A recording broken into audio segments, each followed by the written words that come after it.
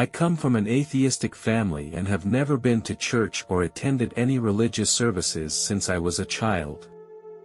My parents believed that religion was a fiction and they preferred us to believe in science and rational thinking.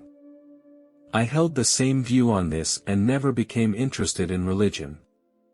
At one point, my classmate was worried that he wouldn't be able to finish school successfully and prayed often that God would help him. I told him that it was useless to pray, that he could only get good grades if he put enough effort and time into it. However, when I was 24 years old, a strange thing happened. During that time, I began to experience persistent coughing symptoms. This cough was not only frequent but also long-lasting. Sometimes it was also accompanied by chest tightness and a sore throat. The sound of coughing was also very harsh. Sometimes, I would vomit when coughing. Although I have tried various treatments, I still cannot get relief from this coughing symptom. It not only made me feel very tired and uncomfortable, but also caused me to lose my sleep quality. I often woke up at night because of my cough. I decided to go to the hospital in order to relieve my coughing symptoms. After I finished my dinner, I felt that my cough was getting worse, so I rushed to the clinic I had been to before. The doctor told me that the cough medicine I was using before was temporarily gone. But it was possible to try a new cough medicine, which he said was more effective. After listening to the doctor's advice, I decided to give it a try. Next, the doctor performed a skin test on me. After waiting for a few minutes, the test came back positive. But a red spot appeared on my hand. I was a little nervous and confused, so I asked the doctor if such a reaction was normal. After thinking for a while, the doctor told me that this reaction was normal and did not pose a threat to my health. After hearing the doctor's explanation, I believed him and decided to try this new cough medicine. When I got home, I got ready to go to bed. After a while, I heard a shrill sound, like a train passing me by. The sound got louder and louder until I was completely engulfed in the noise. I felt like my eardrums were going to explode. Then I found myself falling into a pitch-black tunnel. There was darkness all around and I couldn't see anything. I tried to feel my way out, but the tunnel seemed to have no end, and I no longer knew which direction to go. I was getting scared and started to feel desperate. I was afraid of being trapped in this dark world forever. It was like I was being pulled forward by something. It was as if I was stuck in this dark space and couldn't break free. I began to think about what was happening to me. I remembered the cough medicine I had bought at the clinic earlier and that I was probably in the middle of an allergic reaction. I felt myself being pulled by invisible forces all the way forward through the dark tunnel. There was no sound or light around me, and this state made me feel very lonely and scared. I wanted to go back to bed, but there was no way to do so. I began to wonder if I was dead, but at the same time I felt alive.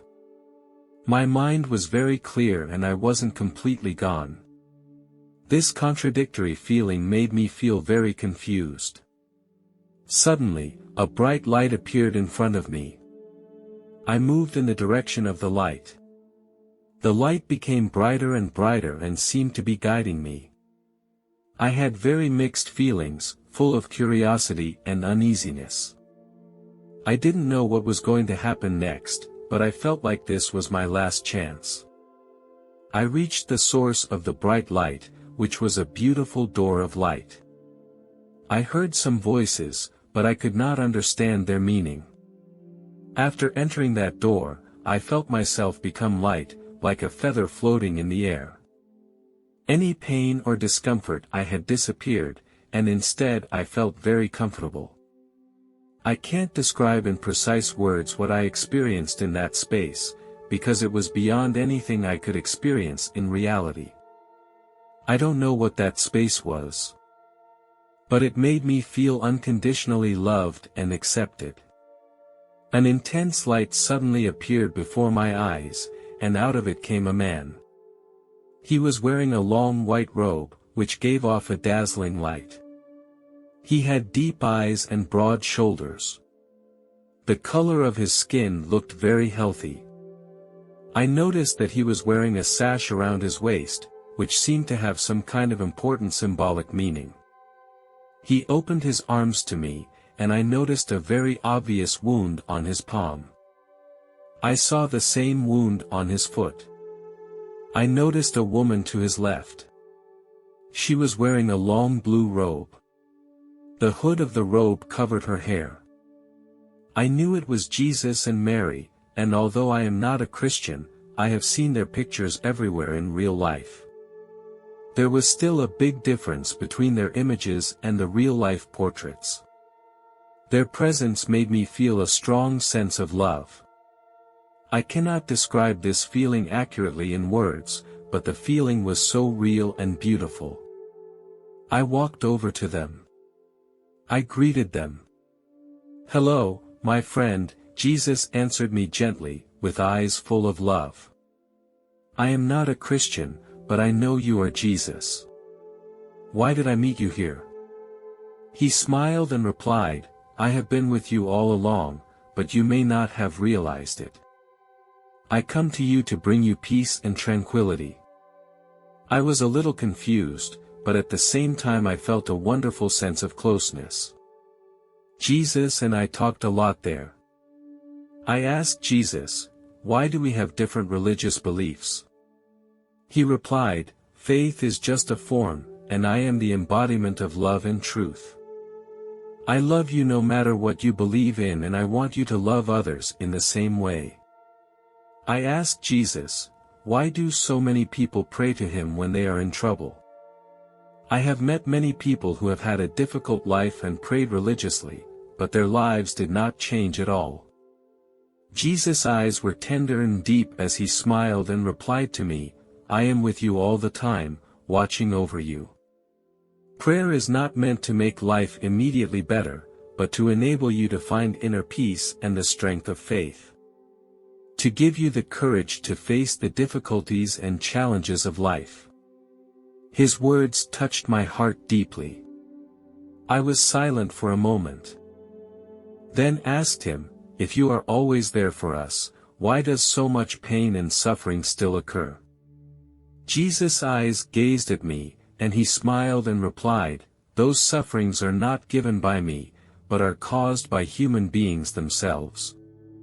But I will always be with you to give you the strength and courage to overcome them." He went on to say, "I also want to take you to someone who is waiting for you in heaven." We arrived instantly at a beautiful garden. I saw an old man who looked very healthy and had a smile on his face. I recognized that it was my grandfather. I ran to his side and he hugged me gently. He told me how happy he was to see me again. He was also grateful that Jesus had brought me so that he could see me in person. My grandfather told me that he had been praying for me in heaven to live a happy and joyful life. Grandfather laughed and talked to me about something from my childhood. Grandfather said, "You were such a naughty boy when you were little. I still remember one time you were catching dragonflies in the garden and ended up accidentally knocking over many flower pots. At that time you tried to run away, but I caught you and told you to go back and clean up the flower beds. You always did things like that, and your heart was always full of curiosity." I felt a little ashamed when I heard these words. I admitted to him that I had indeed been naughty as a child, but now that I was a grown-up, I knew better how to make wise decisions and act. My grandfather looked at me and smiled. I felt endless love and warmth in my grandfather's company. I thanked Jesus for bringing me to see my grandfather. During my conversation with my grandfather, I not only felt his love and support, but also learned many valuable life lessons and wisdom from his words. He told me that if we maintain a positive attitude and strong faith, we can overcome any difficulties. My grandfather also told me that we should not focus only on our own needs and desires, but should spend more time with our families. Finally, Jesus said to me, "It's time to go back." I knew he was referring to going back to real life. Although I thought it was really great here, I also understood that I still had a lot of things I needed to do. I took a deep breath and then said goodbye to my grandfather.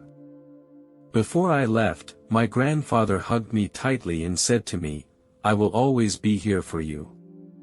I turned around and saw Jesus beside me, smiling at me.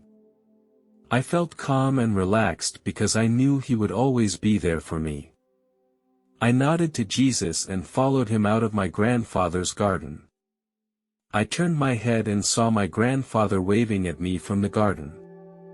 I smiled at him and then followed Jesus out. Jesus took me to my bedroom. He gently tapped me on the shoulder and I returned to my body. Finally, I felt my eyes begin to grow heavy. I closed my eyes and felt my body gradually sink into the soft mattress. With Jesus by my side, I went into a dream full of hope and beauty and did not wake up until early the next morning. I didn't blame the doctor. I know that without this medical error this experience would not have happened. I didn't tell anyone else about it either.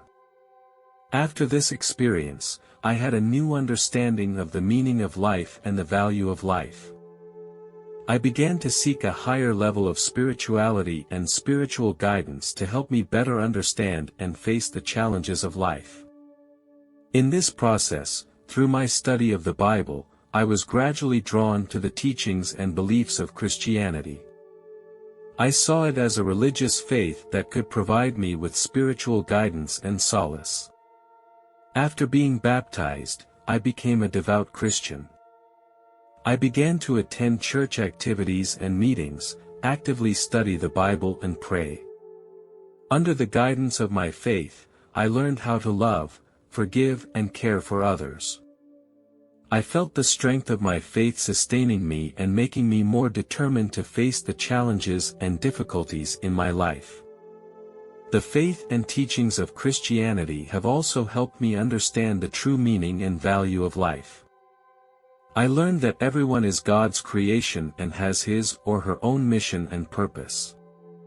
Regardless of our background and status, we should all care for others and bring hope to them. Overall, after experiencing this incident, I became a devout Christian and faced the challenges and difficulties in my life through faith. Faith has made me value and appreciate life more and has made me a better person.